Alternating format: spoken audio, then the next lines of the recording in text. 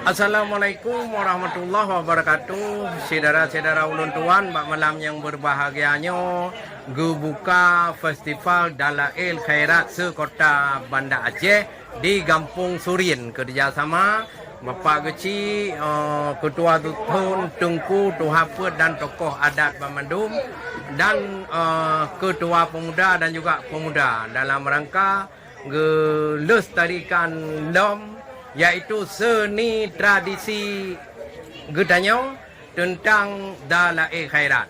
Acaranya berlangsung menurut Kepala Pak Kecil Kuno pada malam tampina ceramah bak malam Sabtu, dan juga selain dari festival Dalail Khairat nacid pameran kaligrafi.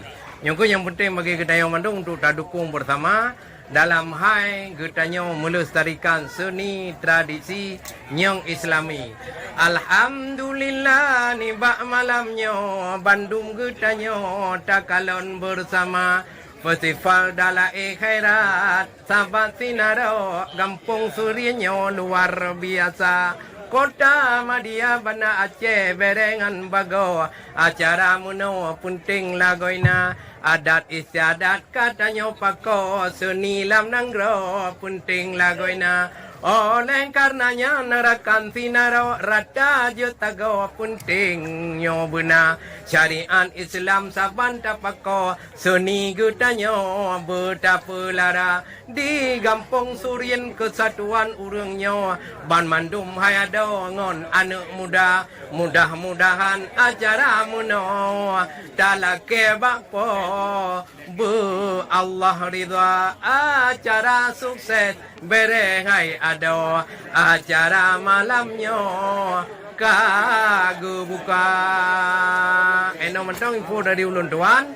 Mudah-mudahan tengok dah pegahlah info-info di daerah lain. Assalamualaikum warahmatullahi wabarakatuh.